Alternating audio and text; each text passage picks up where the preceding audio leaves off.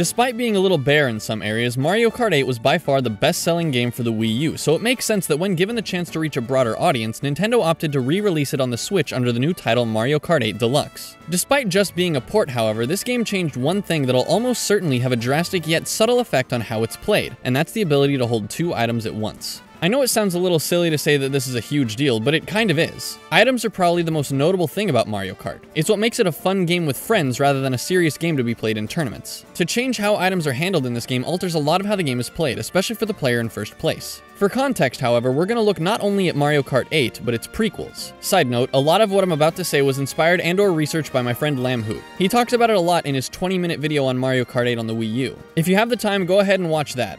In most Mario Kart games, items work in a very specific way. You only have one slot in which you can carry an item, but you're also capable of holding some items behind you. While item holding, the game recognizes this as the item being used, meaning you can grab another item, essentially meaning you can hold 2 items at once. This means that the person in first place can have up to 2 buffers behind them. While they can't block a blue shell, they can hold 1 item behind themselves to block against incoming attacks, and once it's used up, they have another item on standby. And in a way, this makes the game a little boring for the first place player. They can guard from any attacks except lightning and blue shells, but they're not managing their resources at all, and they just kind of drive without much trouble. Mario Kart 8 changed that. On the Wii U, Mario Kart 8 allows the player 1 item slot. However, unlike in previous installments, holding the item out behind you doesn't remove it from your inventory, meaning you can only have 1 item at a time. This becomes especially interesting due to the introduction of 2 new items, the coin and the super horn. The coin is a pacifist item. It gives you 2 coins, which makes you drive a little bit faster, peaking when you have 10 coins. The super horn is a different story. When used, it releases a shockwave destroying any items around you, including the notorious blue shell. The player in first place can get this item, but it's pretty rare. So say you're in first place and you have a banana.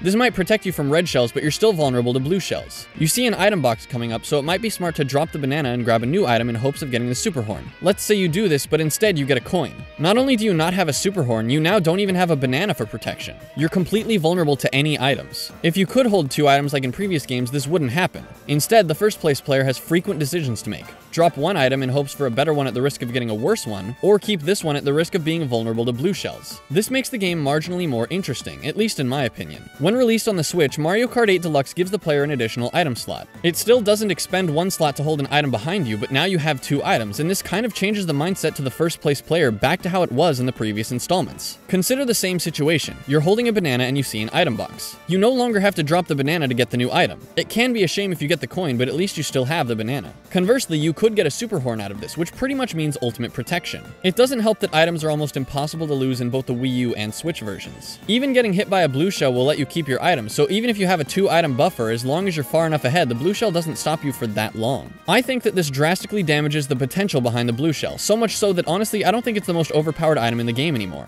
I would give that title to the lightning. When used, the lightning makes everyone in front of the user smaller and drive worse for a short period of time. As of Mario Kart 8, it makes drifting much harder, but above all else it makes you drop all your items. This removes any buffer a first place player has, which then leaves them much more vulnerable to other items like red shells and of course blue shells. However, this doesn't necessarily mean that the Switch version is less interesting than the Wii U version. Sure, the first place player won't be too keen on their item management, but having 2 item slots also makes first place a lot more contested at all times. Think about it this way, in the Wii U version, having 11 players behind you means that there are 11 people who might get a blue shell or lightning bolt at any time. But in the Switch version, this means that there are 22 prospective slots in which these items can spawn. Plus, some item boxes give 2 items instead of 1, so while you are more protected from opponents' items, there's always a higher quantity of items flying around behind you. Obviously, not all players will have 2 items at once, but there's just a higher probability that some powerful item is behind you at any given time. Despite having a bigger buffer against items, I've found that first place changes more frequently in the Switch version than it does in the Wii U version, but that's just my experience. Basically, despite being a port, these 2 games play pretty differently from each other, and it only took 1 subtle change to cause this. The original gives the first place player a more dynamic experience, with risks to make at each item box. The re-release makes first place less interesting, but this issue is mitigated by the fact that players probably won't be in first place for long. Above all else, it's important to realize the impact behind even the smallest traits in a game and how that can alter how people will play it. Thanks for watching. Be sure to check out Lamhoot's video on Mario Kart 8 or check out another one of my videos right there. You can also find me on Facebook and Twitter, and don't forget to subscribe for more What's With Games.